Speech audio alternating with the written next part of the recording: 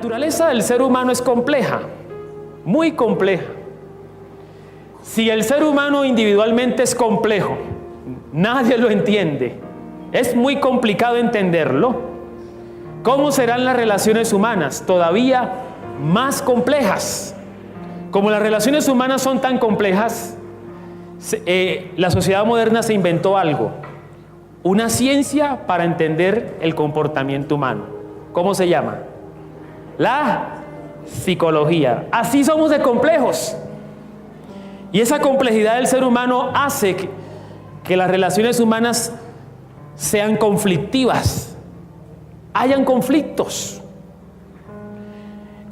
que producen heridas, conflictos que producen ofensas, conflictos que inclusive llevan a rencores, a rencillas, y eso hace que el amor se apague. Conflictos entre los padres y los hijos, con los hijos, conflicto de los hijos con los padres, e inclusive conflictos en la vida de pareja o en la vida familiar. Y eso hace que el amor se apague. Pero a pesar de eso, ¿Dios qué? Dios nos ama. El amor de Dios está ahí, firme y para las que sea, como decimos nosotros, firme y adelante. Primera de Pedro 4:8, no lo busquen, yo lo leo. Dice: tened ferviente amor entre vosotros, porque el amor cubrirá la multitud de pecados. Proverbios 10, capítulo 10, versículo 12 dice: el odio provoca rencillas, pero el amor cubrirá multitud de faltas. A pesar de los errores, de las ofensas, de las rencillas, de los odios, de los resentimientos, de los conflictos, el amor lo puede todo. Y más el amor de Dios. Pero no es fácil. Cuando uno atraviesa situaciones de conflicto, cuando uno concluye que ha fracasado en su tarea como madre o como padre porque los hijos se nos salieron de las manos, cuando uno concluye que ha fracasado en su relación de pareja porque definitivamente no nos entendemos, cuando uno concluye que ha fracasado en sus relaciones familiares porque no se ha podido perdonar, a pesar de la situación de fracaso, el amor de Dios está ahí. En el Salmo 25 leemos la historia, la oración de un rey llamado David. ¿Y qué sabemos de David? El gran rey, ¿no? El rey que tuvo bastantes victorias, es más, el rey que tuvo la oportunidad de demostrar su valentía al derribar ¿a quién? A Goliat. Y cuando yo me imagino que cuando él derribó a Goliat, ¿qué hizo todo el pueblo? David, David, David. Yo creo que hasta lo cargaron como cuando alguien mete un gol increíble. David, David. Y todos daban gloria y honor al valiente David. Y David se recuerda como aquel rey que fue valiente. Y a David se le recuerda como el rey que hizo grandes cosas y que obtuvo grandes victorias, hasta el punto que lo hemos idealizado. Y así sucedió con el rey David. Idealizado, lo recordamos como el rey más importante que tuvo Israel, como aquel que derribó a Goliat con una honda. Pero olvidamos que este rey victorioso y ejemplar fue un hombre también que pasó por fracasos. Y yo quiero en esta mañana que conozcamos al rey David en su fracaso. Y cómo en su fracaso y cómo en su frustración el bendito amor de Dios lo levanta, lo restaura y le da una victoria todavía más grande en su vida. Salmo 25, versículo 1, dice: a ti, oh Señor, levantaré mi alma. Dios mío, en ti confío, no sea yo avergonzado. No se alegren de mí mis enemigos. Ciertamente ninguno de cuantos esperan en ti será confundido. Serán avergonzados los que se rebelan sin causa. Muéstrame, Señor, tus caminos. Enséñame tus sendas. Encamíname en tu verdad y enséñame, porque tú eres el Dios de mi salvación. En ti he esperado todo el día. Acuérdate, Señor, de tus piedades y de tus misericordias que son perpetuas. De los pecados de mi juventud y de mis rebeliones no te acuerdes. Conforme a tu misericordia, acuérdate de mí por tu bondad, Señor. Bueno y recto es el Señor. Por tanto, Él enseñará a los pecadores el camino. Encaminará a los humildes por el juicio y enseñará a los mansos su carrera. Todas las sendas del Señor son misericordia y verdad para los que guardan su pacto y sus testimonios. Por amor de tu nombre, oh Señor, perdonarás también mi pecado, que es grande. ¿Quién es el Señor? ¿Quién es el hombre que teme al Señor? Él le enseñará el camino que ha de escoger. Gozará él de bienestar y su descendencia heredará la tierra. La comunión íntima del Señor es con aquellos que le temen, y a ellos hará conocer su pacto. Mis ojos están siempre hacia el Señor, porque Él sacará mis pies de la red. Mírame y ten misericordia de mí, porque estoy solo y afligido. Las angustias de mi corazón han aumentado. Sácame de mis congojas. Mira mi aflicción y mi trabajo, y perdona todos mis pecados. Mira mis enemigos cómo se han multiplicado, y con odio violento me aborrecen. Guarda mi alma y líbrame, no sea yo avergonzado, porque en ti confié. Integridad y rectitud me guarden, porque en ti he esperado. Redime, oh Señor, a Israel de todas sus angustias. Que el Señor bendiga su palabra en esta mañana. Este David que está orando a través de este salmo, porque los salmos son oraciones. El hombre que está aquí no es aquel hombre que fue ovacionado cuando venció a Goliat. No es el hombre que está sobre los hombros del pueblo, reconocido como el más valiente entre los hijos de Isaí. El hombre que está aquí orando es el hombre más frustrado de Israel. Es el hombre más fracasado de Israel. Y está apelando al amor de Dios. Recordemos cuando Dios escogió a David.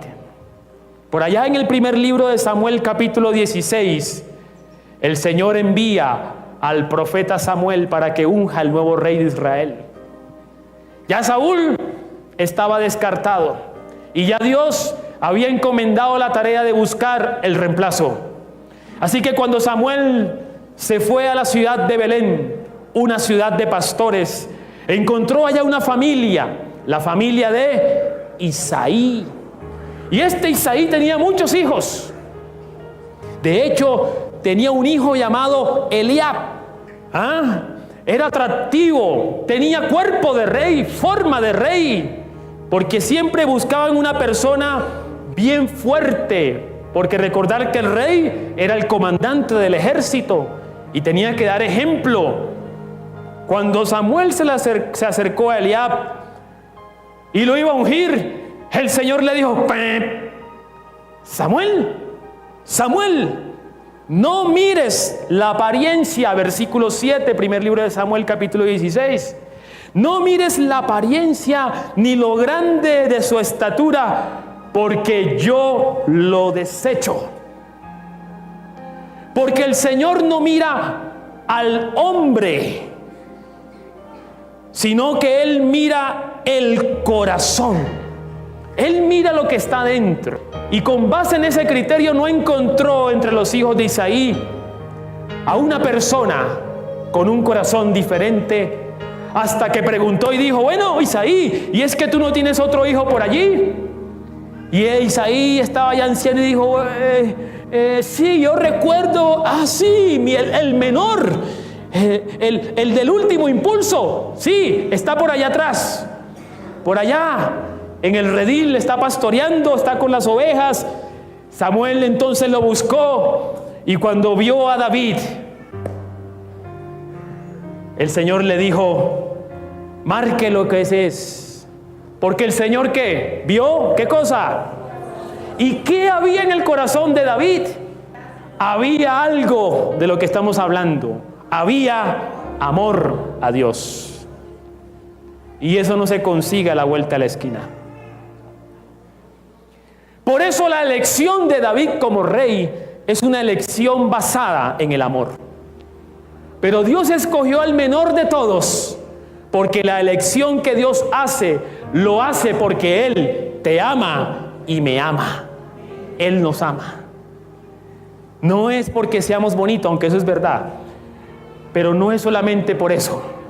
Es porque Él decidió, Él puso su ojo, su mirada sobre nosotros.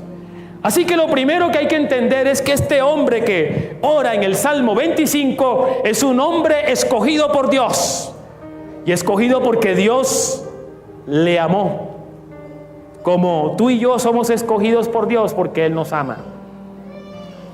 Pero quien está orando aquí no está orando de manera segura, porque parece ser que no siente seguridad del amor de Dios. Y hay una razón por la cual no siente que Dios, o no está seguro que el amor de Dios sigue firme con él. La razón es porque ha pecado. Y por eso él, si recordamos el versículo 11, por amor de tu nombre, oh Señor, perdonarás también mi pecado, porque es. Y eso hacía que este rey no estuviera seguro de que Dios le amara, porque había fracasado en su llamamiento. ¿Cuál fue ese pecado tan grande de este rey para sentirse fracasado, frustrado, afligido, como dice allí en el Salmo 25, inseguro y avergonzado? ¿Cuál fue la falta de este rey? Por allá en el libro de Samuel, segundo libro, capítulo 11, se nos describe un poco su falta. Un día este rey tenía que ir a la guerra. Dios le había dado victoria tras victoria. Todo lo que había y lo que decía este rey, Dios lo respaldaba.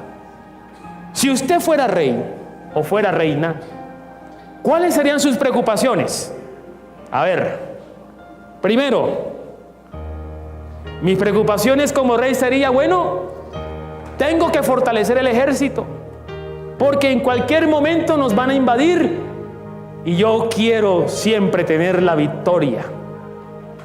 Segundo, ¿quién me sucederá en el trono cuando me muera? Descendencia. Y esas eran las preocupaciones de cualquier rey. Pero Dios le había prometido a David que Él le daría la victoria en todo. Y además de eso, le daría una descendencia, pero no de cualquier manera, una descendencia como linaje perpetuo. Así que yo no sé si ese día David se sentía sobrado de que Dios le diera tantas victorias, que ese día dijo: como yo sé que el Señor me da la victoria, yo no necesito estar al frente de la guerra, yo no necesito estar al frente de la batalla, yo no necesito estar con mis soldados allí, porque ya como Dios me da la victoria, Así que el que hizo, vayan sus mercedes, háganle en el nombre del Señor, que le dará la victoria, mientras yo me quedo aquí en mi palacio tomándome un tinto. Y mientras sucedía eso, la mirada de David se desvió. Porque por allá, yo no sé en qué ventana mirando, miró la creación de Dios de otra manera. Miró una mujer llamada, como ustedes saben la historia, se llamaba Betsabé. Pero no solamente la miró, la deseó. No solamente la deseó, se acostó con ella. No solamente se acostó con ella, la tomó para sí. Y no solamente la tomó para sí, ¿qué hizo con su esposo? Hizo que su esposo, llamado Urías, lo enviaran en la primera línea de fuego del ejército para que muriera en la guerra y él pudiera quedarse con ella. ¿Qué quiere decir eso? ¿Que fue un desliz? No, que fue una decisión voluntaria de quedarse con una mujer que no le pertenecía. Y además de eso, consentir en la muerte de su esposo. Es decir, que David no solamente era adúltero, sino que era también homicida, porque era el autor intelectual de la muerte de Urías. ¿Cómo así? ¿El escogido de Dios? Sí. ¿Cómo así? ¿El instrumento que Dios había escogido por amor? La respuesta es sí. Ese es el drama humano. Y ese es el fracaso humano del rey David. Dice la Escritura por allá en las cartas de Juan: hijos míos, no pequéis. Pero si hubieran cometido pecado alguno, ¿a quién tenemos como abogado? Porque una cosa es cometer un pecado, pero otra cosa es vivir en el pecado. Segundo libro de Samuel, capítulo 12, versículo 10. Escuche esto. Escuche esto. Dada la situación de David, el Señor levanta al profeta Natán y le dice: ve a donde el rey, porque sigue siendo rey, y dile lo siguiente. Versículo 10, lo voy a leer. No se apartará jamás de tu casa la espada, por cuanto me menospreciaste y tomaste la mujer de Urías, Eteo, para que fuese tu mujer. Llamo la atención sobre la siguiente frase: me menospreciaste. ¿Qué significa eso? Que David llegó a ser rey porque David vivía en el primer amor. ¿Cómo se llama ese primer amor? Dios. David había menospreciado este primer amor y ahora había puesto su mirada en otros amores. Amores que lo llevaron al fracaso, a la frustración. La pregunta es: ¿cómo redescubrir entonces ese primer amor cuando se pasa por una experiencia de fracaso? Dice la Escritura que cuando David cometió este grave error, su error lo llevó a poner la esperanza en ese hijo que tuvo con Betsabé. Pero ¿qué pasó con ese hijo? El Señor permitió que se enfermara este hijo. Y cuando se enfermó este hijo, David seguía callado. David seguía encubriendo su pecado, hasta el punto que se encerró en su palacio. Y dice la Escritura que ya no había arpa en el palacio, que ya no había música, ya no había alabanza, porque David era un cantor. Ya David no cantaba como antes. Se metió en ayuno y en oración y le rogó al Señor: Señor, no permitas que mi hijo se muera. Pero ¿qué pasó al final? El hijo murió. David no solamente se sentía fracasado como rey, también se sentiría fracasado como padre. Cuando una persona se siente fracasada, no tiene fe en el futuro. Y cuando pierde la fe en el futuro, pierde motivación de vida. Cree que nadie lo quiere. Así que yo me imagino que la vida de David, tras este fracaso, sentía el abandono de Dios. Sentía que tal vez estaba por fuera del amor de Dios y que de pronto ya Dios no estaba allí. ¿Por qué ocurrió esto? Porque el primer amor se fue. Y eso pasa en la vida del creyente cuando olvida su primer amor. El primer amor para la vida de un creyente, de alguien que camina en pos de Cristo, es el amor de Dios revelado a través de la persona de Jesucristo en su vida. ¿Usted por qué sigue a Cristo? Y cuando uno camina en el amor hay libertad. Aunque algunos de manera errónea siguen a Dios porque le tienen miedo, ahí no hay libertad. No es que me voy para el infierno, no es que me quedo en la gran tribulación. Si esa es tu motivación, te invito a que descubras algo mayor. Es porque Dios nos ama. Pero puede suceder que en la vida cristiana se pierda el primer amor. Y cuando se pierde el primer amor, vienen otros amores a reemplazarlo. No solamente estamos hablando de este amor prohibido de David, hay otros amores. Por ejemplo, el amor al mundo, a las ofertas y a las vanidades de este mundo. El amor a los bienes materiales.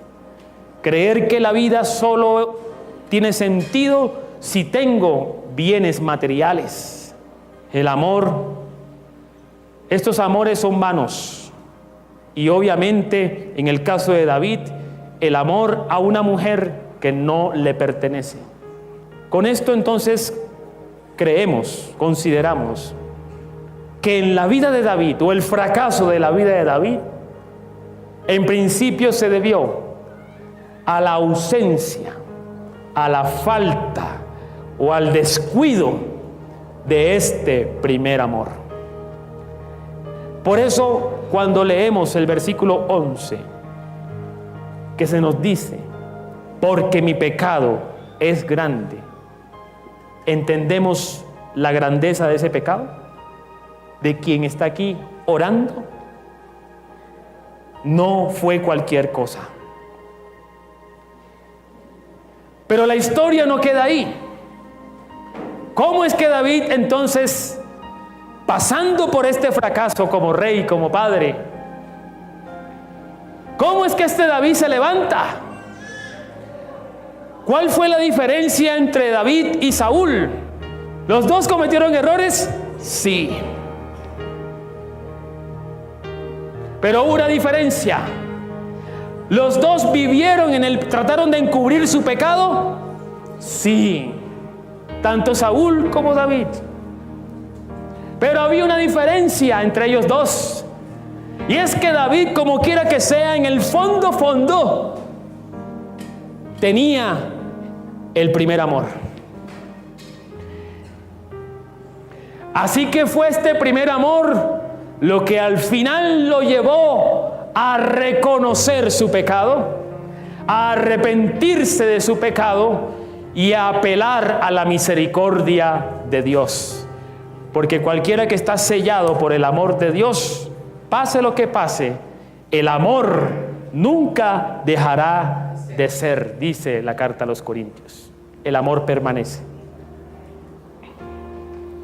Yo no sé si en esta mañana te identificas con David. ¿Alguna experiencia de frustración? ¿Alguna experiencia de fracaso? ¿Alguna desilusión?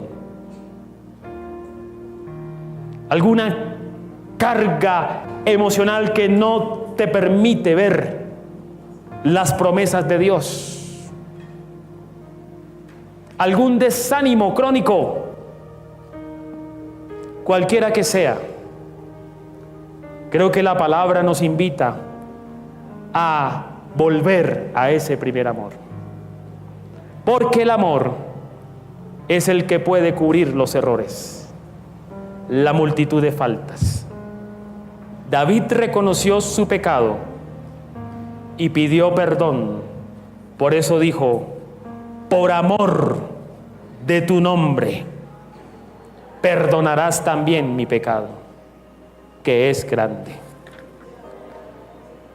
Pero aunque fue perdonado David, el juicio de Dios bien lo puso en desgracia, porque su primogénito falleció. Y ciertamente su corazón fue perturbado porque se entristeció, ayunó, oró. Pero aunque tuvo esta desgracia, la historia completa de David nos dice que Dios con su amor lo cubrió. Porque la promesa que le dio de que él levantaría uno de su linaje y que él afirmaría su reino, finalmente se cumplió cuando llegó a la vida su hijo Salomón. De manera que cuando esto sucedió, el reinado de David conquistó aún más territorios, aseguró más fronteras y estableció imperio y dominio sobre los pueblos vecinos, y su reino fue engrandecido casi que el doble. Porque eso pasa cuando alguien, a pesar de su derrota y su fracaso y su frustración, vuelve al primer amor. Escucha bien esto. Concluyo con esto diciendo: cuando tú amas a Dios, Dios no solamente honra tu vida, sino que honra tu descendencia. Cuando tú amas a Dios, Dios no solamente te saca y te levanta de la frustración y del fracaso, sino que Él te bendice según lo prometido y hasta el doble. Cuando tú amas a Dios, Dios bendice no solamente tu presente, sino también tu futuro. Porque el amor de Dios es la base de todos los amores. Pongámonos en pie y oremos por esta palabra en esta mañana.